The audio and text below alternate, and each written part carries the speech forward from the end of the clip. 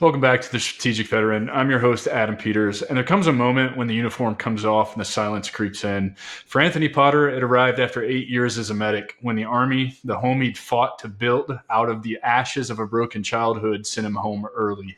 Med boarded, non combat vet, dealing with burnout, toxic leadership, a marriage that tore at him instead of building him up.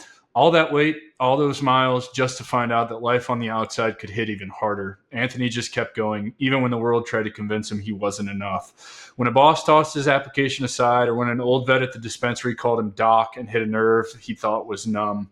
Now Anthony's on a new path. He set down the medical bag and picked up a new mission, building community for veterans online and in real life, speaking up about what nobody wants to talk about. His why? It's simple. He knows the cost of silence and the power of someone who actually gives a damn. Whether you felt like the odd one out, trapped in someone else's bad decisions, or just tired of trying to prove you belong, this episode's for you. So let's get into it.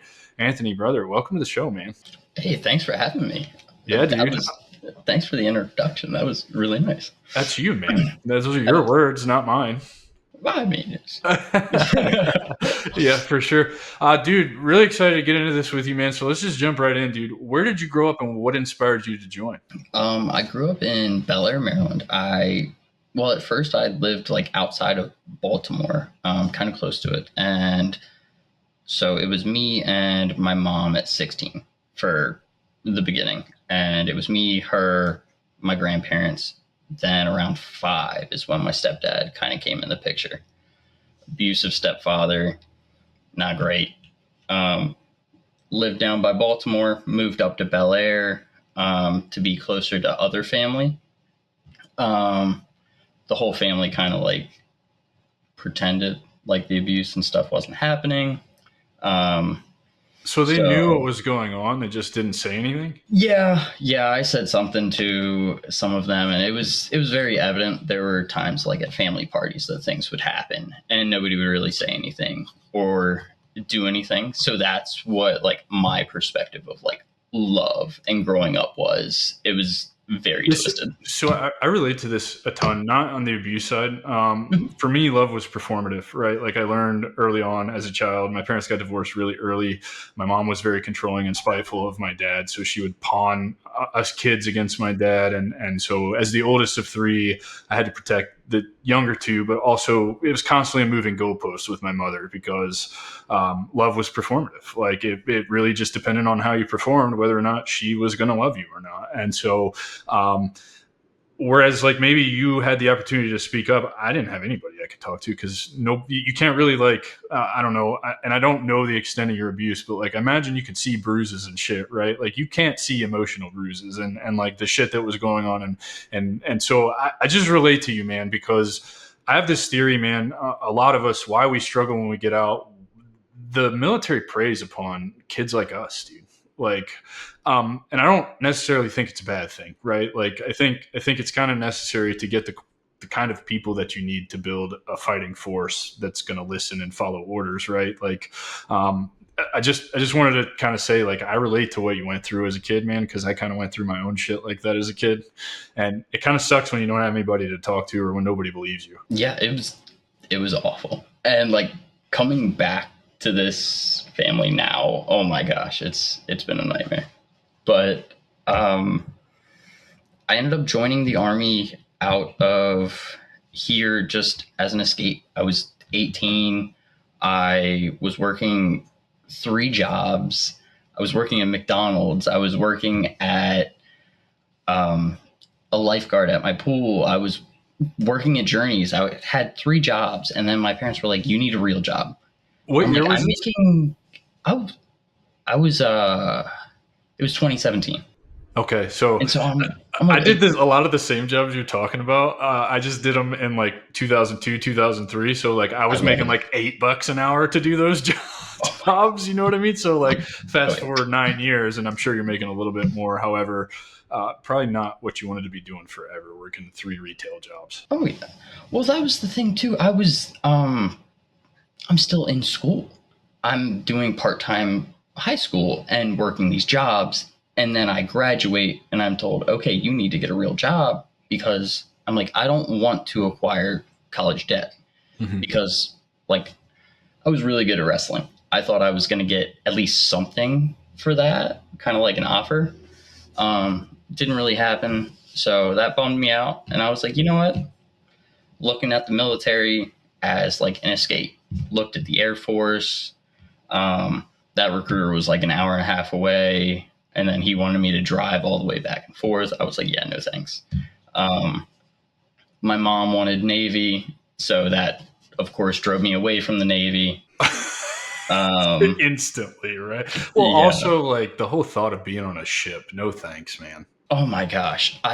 My girlfriend's dad was in the Navy, and so was her mom, and so was her stepdad. And like talking to all these Navy folks, I'm like, yeah, no thanks. Like Army, I'm grateful that I chose the Army. I mean, it's still shitty, but like also yeah. It's just a different kind of shitty. Like yeah, wide it's a open different- woods shitty instead of like yeah. crammed on a ship in bunk beds shitty. At least I have the ground beneath me. You know what I mean? Right. Like Yeah. not floating in a giant ocean, like just Exactly. kind of like nowhere to go. And I don't like, know. And then if for something me, goes wrong, you're just like, yeah, stuck like out then there. what? Right. Like then what? You tread until you're out of energy. Yeah. Yeah, I also then there's like this element for me. I'm 6'3", dude, so like being on a ship probably not going to be great for me. No, You know, it's definitely not great, especially like submarines or anything. It's I toured one of the aircraft carriers, and I was like, oh, the officers' quarters got to be better, and it was actually the opposite. I had more headroom in the enlisted quarters than I did in kind of the officers' berthing. And I was like, this is miserable. Like, I'm so glad I did not make this decision. Yeah, no thanks. Yeah. I did end up doing a training. We were Op 4 for one of the SF units, and we were on an aircraft carrier and just like maneuvering in and out of all those spaces. Awful. But in a tactical setting, it was so good. Oh my gosh. There were so many spots where you could just sit and have a great angle.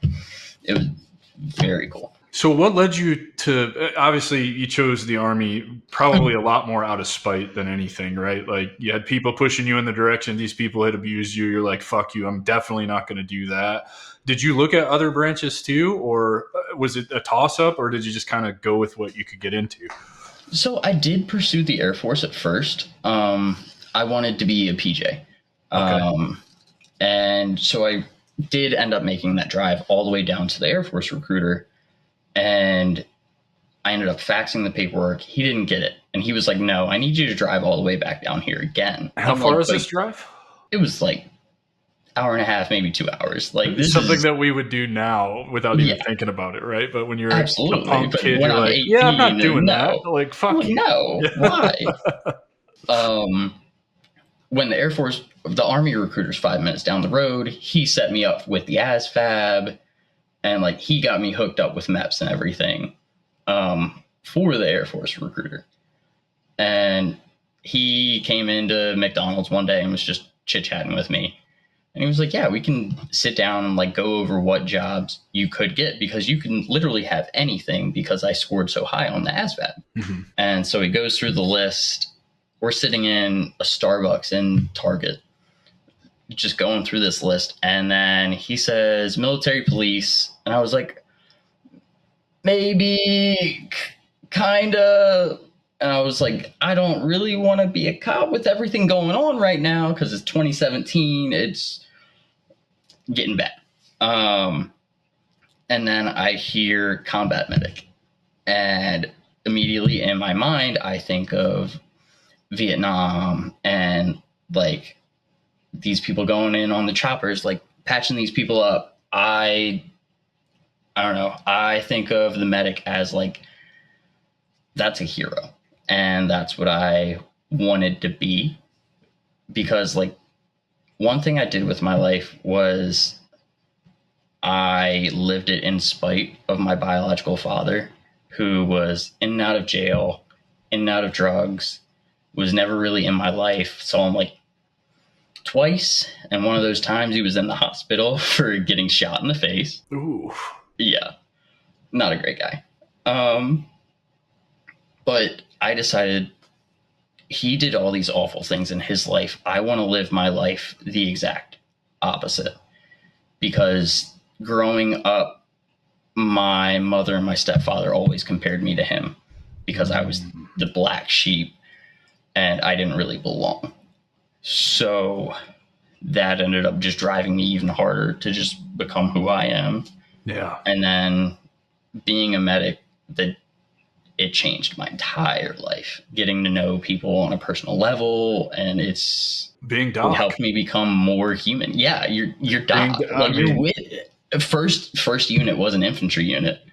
So my man, I get thrown right in there, right in to the culture. And I met somebody who was also from Maryland, and immediately we clicked. And like, I talked to him about my childhood and everything. Then, like, your group slowly starts getting bigger. The Army's, it was a family. That battalion was a family, and it was insane. Where did you go for your first duty station? Fort Bliss. Okay, so you went to Texas. It's really interesting to get to talk to you, man, because your career started 2 years after mine ended. So, really? Yeah, man. So I had done 4 deployments before you even thought about joining the Army. And so it's really interesting to me that you heard combat medic and your mind immediately went to, kind of Vietnam, which makes a lot of sense because there's a lot of movies about Vietnam, a lot of literature, a lot of things that would have probably inspired your mindset. However, I really am curious because you grew up.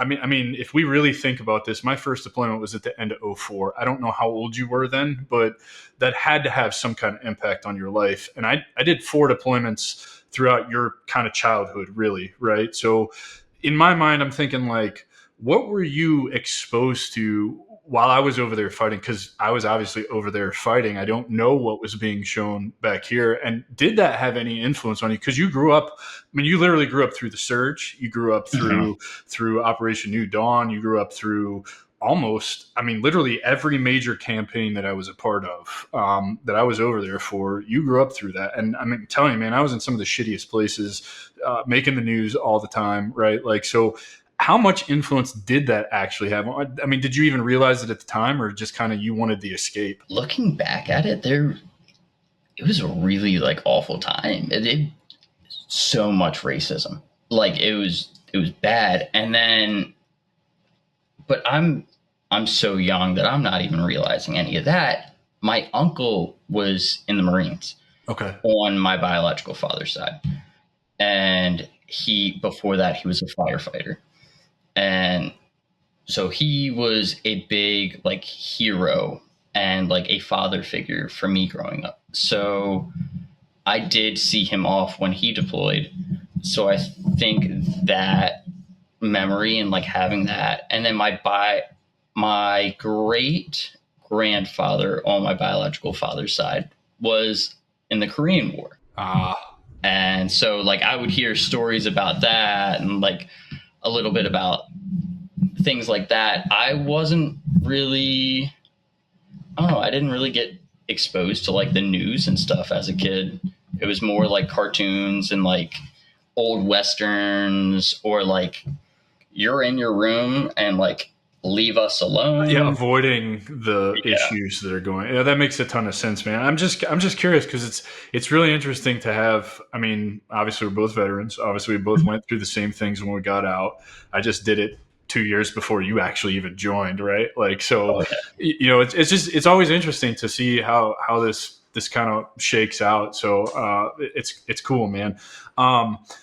You had kind of a lot of issues, I guess, kind of in the Army. It sounds like really you accomplished, and I can hear it in your voice, man, because it was like that for me as well. It's like I joined the Army to escape. I joined the Army to escape small town Indiana. I knew there was a bigger world out there, and what was I going to do? Be a teacher, be a drunk in the bars, work on somebody else's farm kind of deal.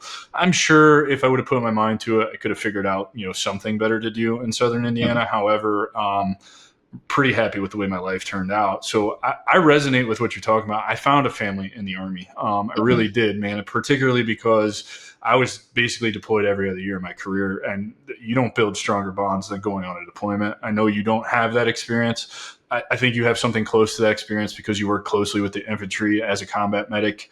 That is like the brotherhood, period, end of story, right? So I'm just kind of curious, like walk us through your career. I think it was like 8 years, right? Mhm.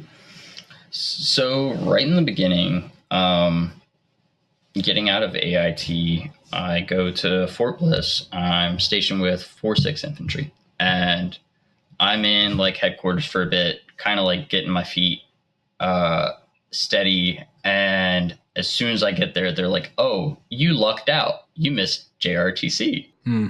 And I was like, or no, it was NTC this time. Either They said, "You way, missed NTC." And I was like, "I don't know what that is, but awesome. Sweet." it's a good thing that you missed it because you would have Oh, hated it. oh yeah. Everything I have seen and heard, I got to miss it both times that You they never went. went to NTC? I You had I a whole planned. career and never went to NTC. It was right at the perfect time for my PCS to Korea that I didn't end up having to go that second time because they were just rotating to Korea again. You're a fucking bastard, dude. Dude, it was You're a awesome. fucking I bastard. love it. So you've never had to fucking climb Mount T-Fort, fucking set up a fucking linear ambush on a fucking mountain for Op 4? No, not an NTC. We did do like a ton of random like ops in Korea when I was stationed out there. Imagine. And like for our 9 month rotation out there, we were all up in the woods and stuff, and I loved it. It was so much fun. Yeah. Looking back, man, I will say one of my fondest memories was my last rotation to JRTC. It was the most miserable rotation that I did, but hindsight's 2020, man, and it's probably the most fun I've had with my clothes on in my entire life. Like I'm not exaggerating. That rotation, because it was such a shit show, and I was surrounded by people who subordinates, my squad at the time, my platoon really at the time, the platoon I was in charge of, it just people willing to step up, embrace the suck. Not, I mean, obviously a bitchin' soldier's a happy soldier, but not overdoing it and just understanding like we're all in this. Dude, I had such a blast in that rotation when I look back at it, you know? Like you're training, you are doing like your damnedest. Everybody's on point when everything flows perfectly. It's just beautiful. And like I don't know, you're with your family. Yeah. It's like a family vacation. It's a working vacation is how I see it. Because we did JRTC and I lucked out. My platoon was Op 4. So we're just having the best time. Yeah. And I would occasionally go out and do missions with the other medics and help them out. But it was, I don't know, it's phenomenal. Like the family that I ended up getting from the Army, like you still talk to the people today because those are bonds that, I don't know, it's just different. You all signed up to serve, so there's at least a little mutual respect in that. And like it's a bridge. That's the bridge that we need to use to like talk to other vets and be like, hey, like there's people out there who give a shit about you. I give a shit about you. Yep. Dude, it's the most common problem when we get out is we think we're alone. We feel alone. That's why I started this show, man. Really to kind of just bring to light, like, hey, there's 150 of these things somewhere floating around, a little more, a little less, whatever. Same story though. Like we all transitioned out. We all felt the same way, and we all came on here and told our stories. And it really started just to kind of be. When I was at rock bottom, ready to kill myself, I was like, what would have helped me? And it's telling stories, right? Like seeing somebody else going through the same bullshit that I went through. Maybe it looked a little different, but the struggle was the same, right? It's no different than being at a JRTC rotation, getting prickly heat, fucking not eating because they didn't feed you right, scraping each other's backs with a credit card, looking to your left and your right. And it's like, oh, I'm not the only one here sucking. We're all going through this shit. We're all doing right, you know? And so hopefully I think this show accomplishes that mission. And if not, we'll do better, you know? Oh yeah. I don't know. I think the biggest turning point in my career, I don't know.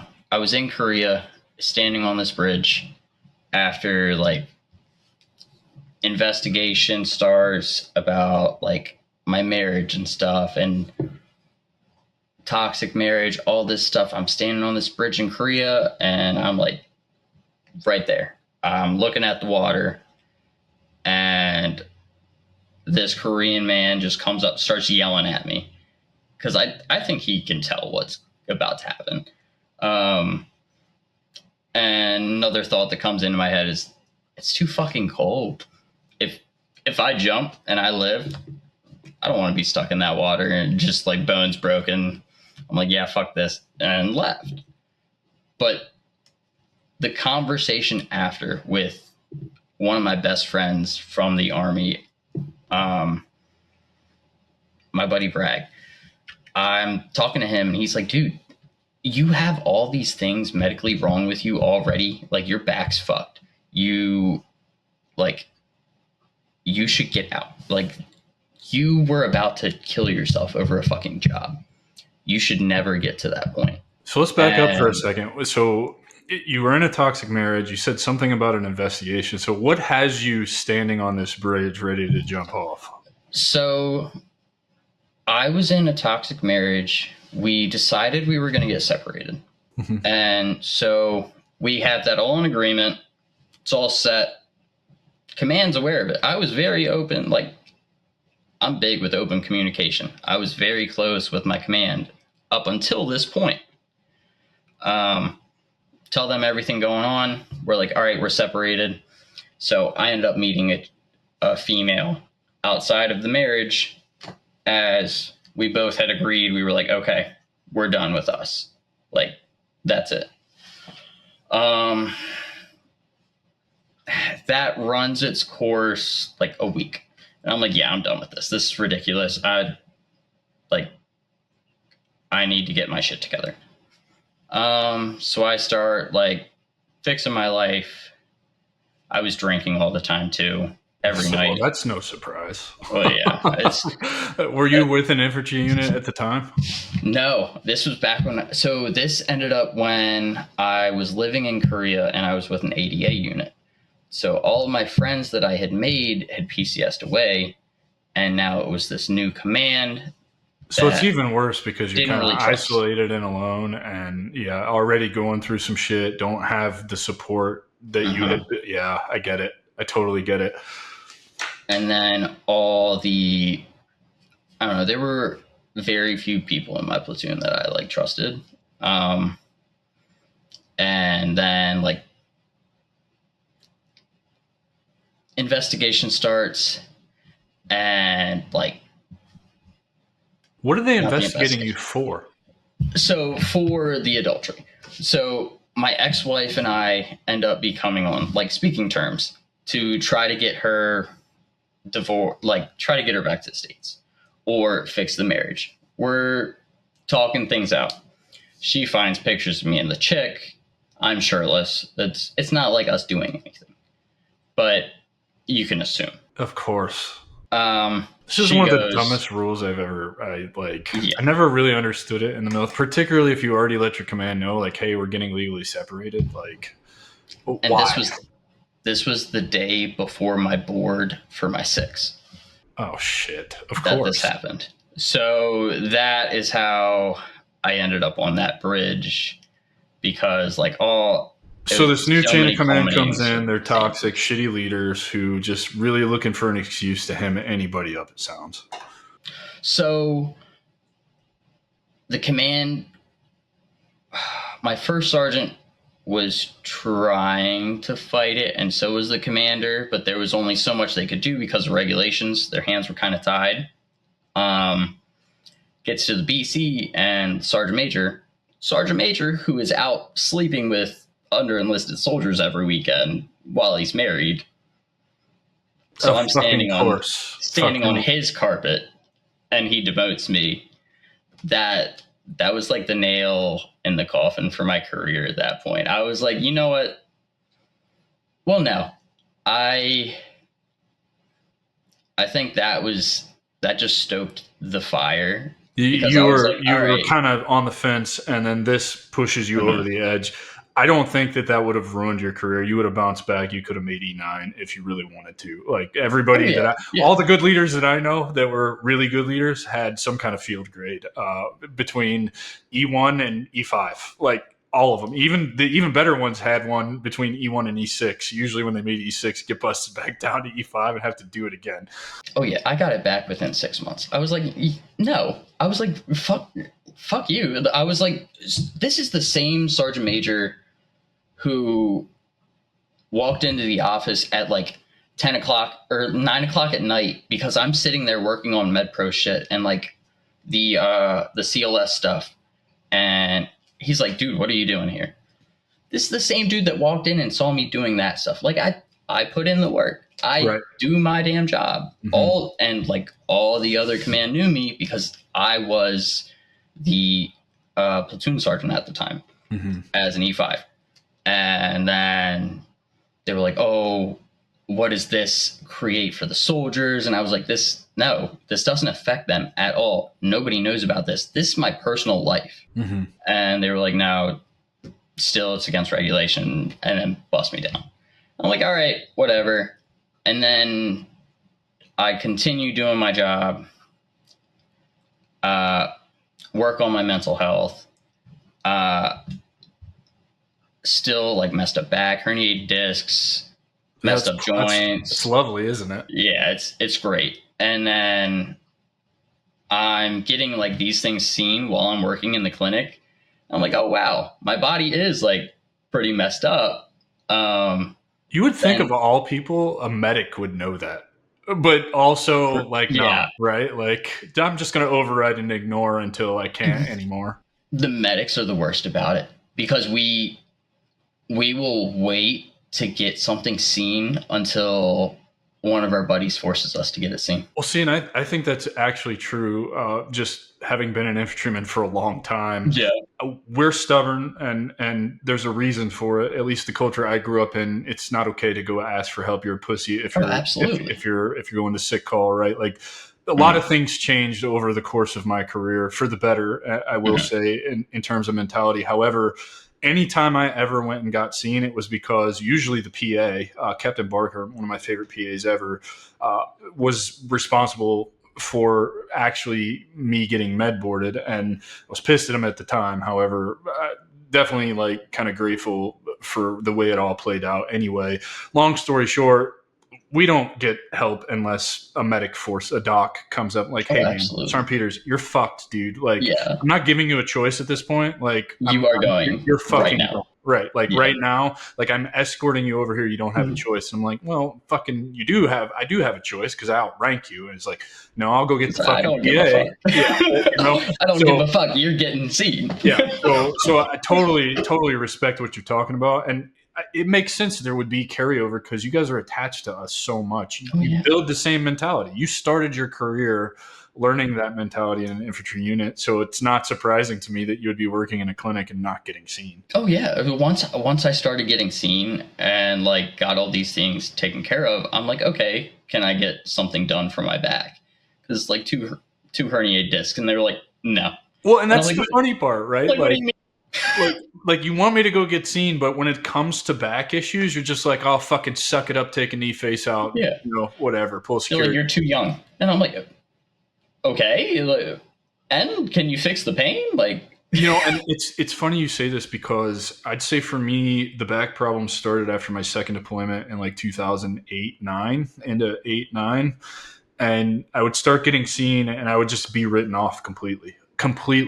Fast forward to 2 years, almost 3 years ago now, I had a microdiscectomy at L4, L5 with permanent nerve damage because it was herniated for so long and they just refused to do anything about it. To include, I mean, you're talking, so 8 to 15, I would do 2 more deployments. I would get out in 15, and it wouldn't be until 2022 that I would have back surgery, right? They would ignore MRIs. I couldn't get an MRI.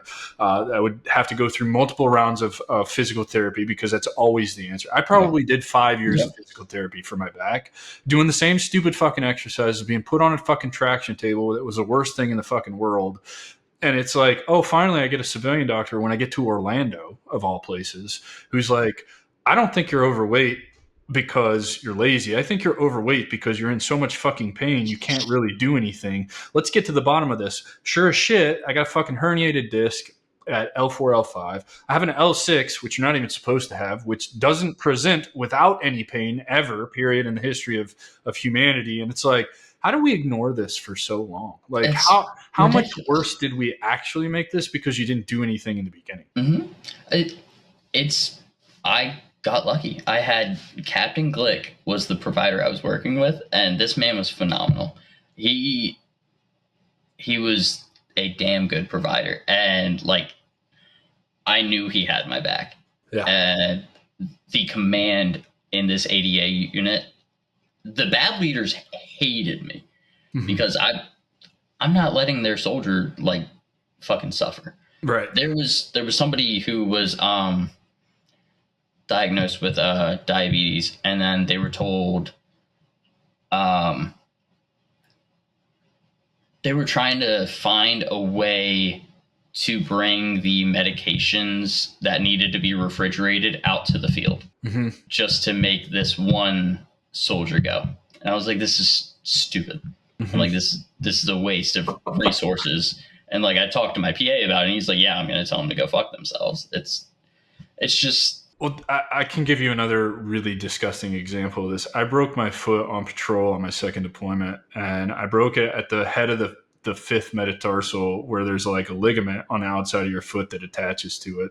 I broke the head clean off, shattered the whole foot basically, and they made me patrol on it for another 6 months. So 3 surgeries later and a bunch of hardware put in and taken out, ultimately what resulted in was bone death, and they couldn't fix it because they let me go for too long. And it's just like, all because you didn't want to fucking medevac me and send me home. Like, are you fucking serious? Right. And then because it went on for so long, to this day, I wish I'd have never had any of the surgeries and just left it the way that it was, because it felt better then than it does now. Wild how that works. Yeah. Yep. In the infantry unit, I did have a buddy have to get med boarded out because he got one of his discs fixed, and then it permanently messed up him walking the rest of his life. And the Army's like, oh, whoops. Like, that's somebody's entire life. That's pretty fucking huge. Mind you, I'm like fucking 27 years old or something when that happens, you know? It's like, yes, this is great. I think he was like 25 or something. Yeah. We're all young dudes, and I don't know, it's a mess. Yeah. So let's fast forward, man. So you lose rank, you make it back in 6 months, you've made the decision. This is not for me. I'm out. I'm done with this. So I actually didn't make the decision yet. I kept pushing, kept working my ass off, and I was like, you know what? I'm going to get my 6. Like, re-enlistment window's coming up. And I'm working my ass off. So when the demotion and the investigation was going on, I ended up getting COVID because medic testing everybody. Surprised it took me this long to get it, because like I was testing people all throughout. I thought I was just like not going to get it. And I was like, this is great. End up getting it. And that gives me exercise-induced asthma. Oh, great. So then I'm like trying to do PT and everything, and I'm like, what the fuck? I can't keep up. Like, I used to outrun him completely. Like, what's wrong with me? And then I get it all checked out, find that out. That's when my PA sat me down. He was like, listen, Potter, like, you're doing great things, but you're killing yourself, man. You can get out and be at 100% right now. You go live your life. Get out, live your life, make a difference. He knew I wanted to become a psychologist because my plan was to become a psychologist, get out, and then come back in and work as a provider for the DoD. But seeing how government positions working in mental health care probably aren't very stable anymore, which is insane. Dude, the whole mental health care system in this country, it's awful. Awful. So Absolutely bad. And terrible. I didn't even realize how bad it was. It's so bad. It's And really, really bad. that's why, like, and then, like, I transfer out, I ETS out, med board. They ended up sending me to drum from Korea. Mhm. And so that's a whole other move. So I moved to drum to start like med board process, and I'm in this SRU doing all stuff like that. And I try to get a job outside. And of course, I end up in another toxic relationship. And she was like using me for money. She had a kid. So she used that to guilt trip me a lot. So when I finally actually retire out, like I'm finally able to leave goddamn New York. I hate New York so much. It's funny because I hate New York also, but I always wanted to go to Fort Drum. I'm just a glutton for punishment. I Drum think was Fort so Drum would have cool. been awesome, even though I know I probably wouldn't be alive today had I gone to Drum during my career because they got hit fucking hard. Apparently, the units up there were not great, from what I hear. Oh, they're awful. From some of the things I've heard from a buddy of mine who is currently a medic out there, the command's still kind of toxic. Well, and we're going back, over a decade at this point, and so Oh all the yeah, buddies that I had that were with 10th Mountain, they just Mhm. did not. They were like, yeah, "I know you want to go here, but just Mhm. don't. Like, just don't go here because it's bad. It's really Oh yeah. From Yeah, he's in the 10th Mountain. He's not having a great not." time. He's Some great things never dude. change, huh? Oh yeah, his career is like fast tracked now since he's moved over there because he's actually getting the appreciation he deserves. Because it's not hard to be high speed, right? Like, Exactly. yeah. He's especially when you care like about your soldiers and your job and like it. I don't know. He's a good dude. I'd call him anytime I needed anything. And so you're retiring. You're in this Mhm. toxic relationship. Did you cut ties before you actually retired? Um, mm, no, I cut tie. So I retired out October 2nd, but I was working at a hearing aid clinic um, while I was on my terminal leave to make extra money, make ends meet to support this girlfriend and a child. Um, Stayed up until Halloween because that was when I was able to get like the lease to stop. And I'm like, I'm not going to leave. I didn't trust her at this point. There was a lot of very awful shit that she did. But then I moved in with my aunt back in Maryland. Because I was waiting for the household goods and everything that gets down to Maryland. And I'm with my aunt, and it's just not a great living situation. I'm in one room. From my failed marriage and failed relationships, I have acquired 4 cats and now 2 dogs. And it's like, at the time, it was only 1 dog, but now I have a girlfriend, like, very healthy relationship now. It's all good. I was about to ask you that. Yeah. Like I am a product of the environment I grew up in and had to do a lot of work to understand what a healthy relationship is actually like. I imagine your upbringing is probably the reason you ended up in those toxic relationships. I don't imagine I actually know that's the truth. And the only reason I can say that to you is because you're interested in psychology, which means you have probably looked into this for yourself. You've probably done your own healing and figured it out. So I actually believe you when you say you're in a healthy relationship now, because it took me 2 very toxic relationships to really understand what it is to choose yourself and be in a healthy partnership. Oh, absolutely. And like, that's something we started like right off the bat. We started therapy because like, I know I have issues like with relationships and stuff. And like, I have a lot of trauma related with that. And so does she. And like, we started therapy to work through that together. And like, it's gone amazing. Communication, man, is key. Oh my gosh, it is. And like, and not only just communication, but the ability to sit in uncomfortable conversations with one another where the other doesn't step out of the space, but you actually resolve things. mhm. And That's being so, able so, to so important. remain calm. Yep. That's it. Remaining calm is, And maybe not even remaining calm, but also just catching whatever is landing where it's not supposed to, putting a name to it, and staying in the space to kind of come back and move past it. You know what I mean? oh yeah. And if you're not comfortable, talk about it. Walk away. Like, tell them, like, hey, I need to take a break. And like, she's very good at that. I'm not the greatest at that. I am awful at that because It's a patience game. Yeah, it's a patient. I want to get this shit done. yeah. We don't like conflict, man. It's a deep seated trauma response. I resonate exactly with what you're saying, man. It's like, this is really uncomfortable. I want to shut everything down and walk the fuck away right now, but I can't do that anymore because it's how I end up in these situations that are toxic, right? Mm-hmm. So I end up living with my aunt for a bit, and so I get a job as a lifeguard at Great Wolf Lodge. Great place, by the way. Not working there.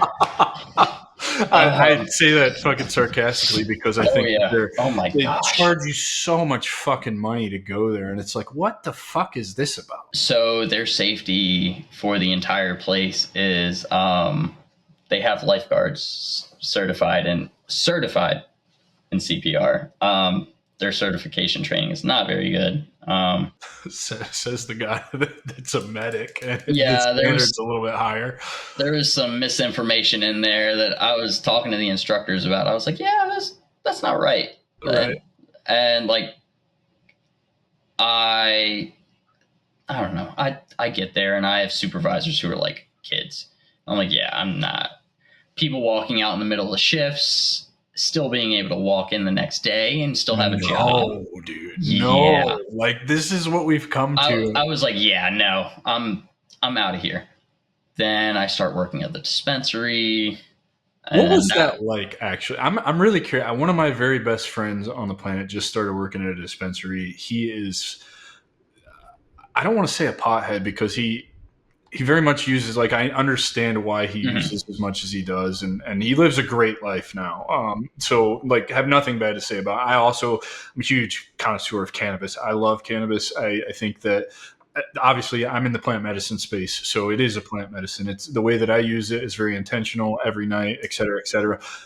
I've always wondered what it would be like to work in a dispensary. I won't do it here in Florida because it's medical only, and our weed here is shit. It's absolutely shit. It's a monopoly. I hate True Leaf and Cure Leaf. They're just awful companies, and that's why it's not rec here in the state of Florida, is because every time it comes on the ballot, they want to build in so that they will be the only monopolies. Plus, they don't want to let residents grow, which I think is bullshit. Whatever. That's the politics side of it. I love cannabis and the way that you can use cannabis to heal yourself. It's way better than alcohol, for sure. Way better than alcohol. But I'm curious, like, is it fun working at a dispensary? Best job I ever had. I believe that. I still believe that, for sure. I imagine for me, it would be the people, like just being around people. Cause I know when I go to the dispensary here, they're always high. All of them are always high. And it's always a pleasure to go in, get what I need. I'm going to do it later this afternoon. I got to go restock this afternoon. Right. And so I'm excited to go in there and see the same people that I see in there, because there's no turnover at the dispensary. They're all happy all the time. And I just enjoy the conversation that I have when I go in there to buy whatever I need. And that's the problem with the industry. There's no turnover.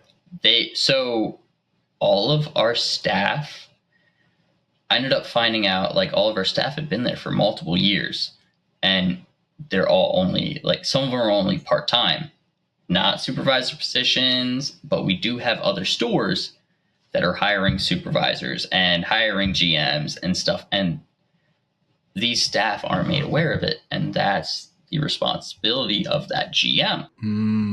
And I see where this is going. Yeah. When I put in for that GM, I put in for a GM position at a different store because I saw the application window was open, and I was like, yeah, if I can have my own store, I will make that drive over there and do that. That's awesome. Because, like, I don't know, the way I view cannabis is like you can help people with it. Like 1,000%, man. if somebody's going into a dispensary, they're either not having a good day or they're in extreme fucking pain usually, or they just want to get high. So like Easy peasy, man. you just gotta be human if you're working in a dispensary, and like be a genuine human being. That's all you have to do. But so I find out that active communication. I have my GM's number. So I'm texting him, telling him like, hey, I put in this application for this other position. And he's like, yeah, I'll let the regional manager know. Keep following up with him. And he's like, yeah, I told her, blah, blah, blah. Then the regional manager comes into our store one day when I'm working. And I'm like, hey, like, what's the update on this? Like, hey, what's going on with that? And she's like, I didn't know you applied for that. I was like, excuse me? What do you mean? So then we go and sit in the office and have a conversation. I'm like, oh, turns out he didn't tell her. Then they start putting out these policies about like cooperating with ICE and stuff like that. Yeah, this was me leaving this place was a whole culminating thing about them not like promoting people and all kinds of like. So the GM and I go in and have a conversation because I didn't sign this training form saying that I was trained, because on the form it says the GM or blah, blah, blah is supposed to train you in this. I'm like, no, I'm not just going to check your block for you. Sorry, bud. Like, there's a lot of misinformation in here. I actually read like this. You got to get some clarification on this stuff. And conversation didn't start like that, though. He started a little bit heated about me not signing it. And I'm like, I haven't fucking read it. I don't have time to read it. I'm literally in inventory in the vault working my ass off. And like whenever I am here, I'm working. I'm sorry that I'm not reading a document when there's customers who can be helped and stuff to do.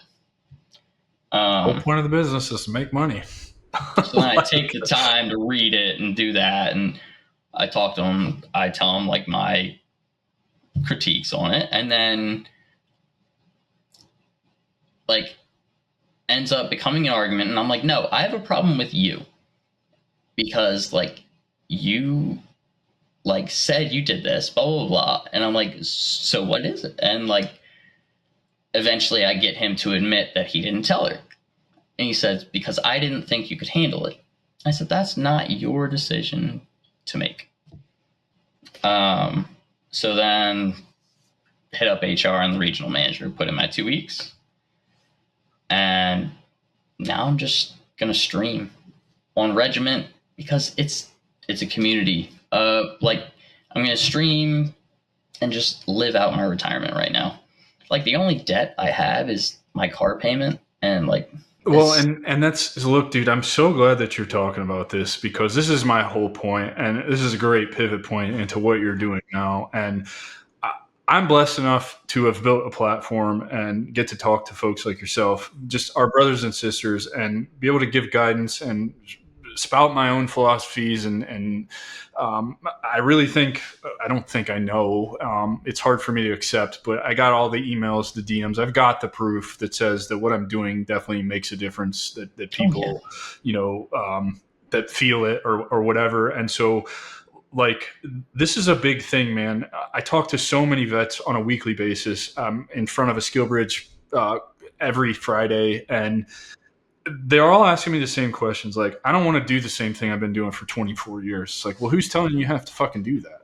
Like, and I love what you're talking about. The only debt you have is the car payment. And it's probably, I imagine, just having spent 50 minutes with you at this point, it's probably not an overzealous car payment. It's probably something that's pretty normal, that's really affordable. It's not, extravagant. It was before when I was in, and then whole financial situation changed. They didn't change that payment over yet. Okay. And that amount is still pretty high, but I've been But It's still manageable. this is again my point is like you just said you're just going to sit here and stream. That's what you want to do. You're going to live out your retirement right now and you'll figure it out as you go. And I think that's what I want other veterans to understand is like, man, you really don't have to do what everybody else is trying to force you into as you're going through TAP or friends, family, spouses, kids. You need to ignore all of them and you need to really do what you want to do because that's truly the secret to living a joyful and happy life is doing something that resonates with you, not what everybody else wants you to do. So if for you, the next 5 years looks like I'm going to build a following and I'm going to stream and that's what I want to do, as long as you're, how do I put this? Like I say this a lot, but short-term sacrifice for long-term gain, man. If you can sacrifice in the short term, meaning adjust your finances, don't like me, man. There's not a lot left over, but I get to do this every single day. Every single day I get to do this. And this is awesome, man. I commute 10 feet from my bedroom to my office. I get to exercise as much as I want. I was up at 4:30 this morning, went to the gym, got a 4-mile walk in before 8 o'clock in the morning. Like, that's badass, right? Like I get to do that. And you get to enjoy your life. And here, after we get done with this, because I was up so early, which is kind of a rarity for me, I'm usually up between 6:30 and 7:30. For whatever reason, I woke up 3 hours early this morning. I'm going to go take a nap before I talk to my next person because I get to do that. I get to control my time. And I think that's important, right? Yeah, I get to miss out on a lot of other things, but in the next 5 years, I'll be in a place where I never have to miss out on anything again. It's because I've chosen to structure my life in a way that gets me to where I want to go. And so I'm glad that you're telling your side of the story right now because I don't think there's anything wrong with it, man. If you want to stream, fucking stream, dude. And I'll go subscribe to you right now, and I want to see you have success in one of the bazillion ways that you can make money out there right now. And I think that's incredible, dude. See, the thing that turned me to streaming, I was doing it for fun when I was living in Korea. And I made YouTube videos of me checking out anime stores when I'm living in Korea and stuff. And my plan was to use my VRNE to get my degree. But now VRNE's, the whole government shut down and everything. It's a mess right now. So I'm still going to do school and get my degree, but while streaming at the same time, because I want to know more about psychology. It's something I'm passionate about. It's something I'm interested in. And if I'm able to grow my knowledge and be able to be a better person for it because I understand psychology and sociology better, absolutely. And I'm getting paid to go to school using VRNE or GI Bill. I don't know. I'm finally taking my life by the handles and taking control of it. And it's awesome. And it's even more awesome having my girlfriend right there by my side because I can trust her. She's I saw a picture of my buddy who got out. He was in 4-6. He got out, went over to Ukraine and was helping there, and he died over there. I saw a picture of him, and I don't know, the other night I had a hard spiral, and she was there. And people just need somebody who's there for them, and it took me so long to find somebody who actually genuinely cares. And we both have been through so much with our relationships and stuff and have learned so much. It's just, I don't know. The therapy has helped so much with the communication too. Yeah. And I bet you're happy. Oh my God. Insanely happy. Waking up in the morning and seeing our dogs playing on the bed, waking us up, it's awesome. And she works in a dispensary. So she's loving her well, no. Right now there's a lot of very rough stuff with her work. Yeah. Because they're unionizing and the owner is a POS and it's how are you unionizing an all cash business? It's not all cash. They're able to use cards. Well, that's new. Yeah, it's since it's not federally legalized, it's a whole It's a whole. I want in the Like, industry bad, but I won't do it until it's federally legalized oh yeah, because it's just a nightmare. And I've seen it, in Washington is where I got out. So Washington's been wrecked forever, and in my opinion, has some of the best weed in the country. But it was weird because for a long time they would accept crypto, Bitcoin, and I think Ethereum, and then Bitcoin took a shit and they lost a bunch of money. But also they're subject to raids all the time. The FBI can come in whenever they want and seize literally everything. Now, do they do that very often? No, they don't. It's too much of a headache. However, it's too much risk for me, right, to get into that business. yeah. So I'll wait. However, I was just under the assumption that because you can't really, I don't know if this has changed, but most of them can't use banks. It's all what I mean by all cash is it's very not secure, It's a cashless ATM transaction. You have to round to like either a multiple of 5 or 10. Yeah, it's always weird because I go in there and it's like weird. I use the debit card and I'm like, why the fuck are you charging me $4 extra for this? This is ridiculous. It's because the companies, these outside companies, are getting their buck too. Of course, man. I understand. I get it. But oh yeah. So what are you streaming, brother? What are you streaming? Variety. Like honestly, I'll play Skate. So it's going to be every Thursday night. I'm going to stream my D&D campaign as well. Yes, dude. I just watched a really cool short the other day about what D&D actually is. I never really understood it. And I was like, oh, it's like the whole point of D&D is to tell a good story. It's not even to win. It's just, and I'm like immediately interested. I'm looking for local D&D groups that are going to take on a noob because I think it would be fun. Dude, you can join my group. I'm literally looking for one more person currently. Let's talk about it offline, brother. Absolutely, 100%. Yeah. Because I don't know anything about it, but I think it would be fun, at least to try for a little bit, Oh, yeah. Yeah, I've had tons of new people come in and out of the campaign. It's been going on for it was my way of trying to keep in touch with my cousins who were like the one family I was close to. Now the campaign has turned into only one of my cousins still being here. But it's made the campaign so much more in depth because these characters dying off throughout the campaign, and it's so good. It's a lot of fun, dude. I love it, man. We're coming to the end of our time here, so I want people to be able to go and subscribe to your stream and really boost your following. If people are inspired by your story here and just want to reach out to you for advice, because look, I know I can't help everybody. I also know I'm not everybody's flavor. Where can they find you? Where can they get in touch with you? How can they follow you and support you? Shoot up Twitch, Sure Shot Pot, and then Instagram, Sure Shot Potter. Anthony Potter on Facebook. Honestly, I'm open. Yeah. Anybody can reach out whenever. I'm a very open guy. I'm Doc. That's it. My saying honestly is Doc is always one call away. I talked to another retired medic in the dispensary one day, and he told me that being called Doc is one of the biggest honors in his life, and I 100% agree with that. Because 1000%, man. I don't call any of my medics from any of my deployments. I've never used their name. It's always, to this day, 20 years later, in some cases, it's always Doc. It's always I was always Doc Potter, it's what it is. You're Doc. You're always one call away if any of your guys needs you, and if somebody doesn't want to talk to me, talk to your doc. Your doc is there. It's a timeless thing because this vet, he was in his 80s, and he was I got off the phone with one of my docs a few minutes ago.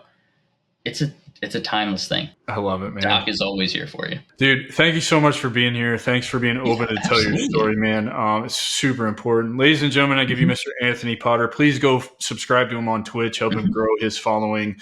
I think he's going to do some great things over there. And he's a prime example of living life the way that you want to live life. So take some direction from him because looks different for everybody. You don't have to do what I do and build a bunch of different companies and figure it out. You can go and stream on your retirement and keep a mediocre car payment and have a wonderful girlfriend who supports you in that with 4-6 animals, I guess. Ladies and gentlemen, Anthony Potter, please like, rate, review, and subscribe and download the episode. Help this get in front of as many veterans as we can and save as many lives as we can. And then we'll see you next week with another awesome episode. Take care, everybody. That's our show, and I'm truly thankful you've joined us at The Strategic Veteran. If our conversation today sparked curiosity or if you're ready to elevate your game, I'm here to help. Visit thestrategicveteran.com for exclusive show notes and resources or to book a coaching session directly with me. Take a moment to subscribe to our podcast and share your review. Your support makes all the difference. For more insights and daily strategies, let's connect on LinkedIn and keep the conversation going. Remember, this isn't just a podcast, it's your strategic advantage in action. Until our next rendezvous, stay bold and continue the mission.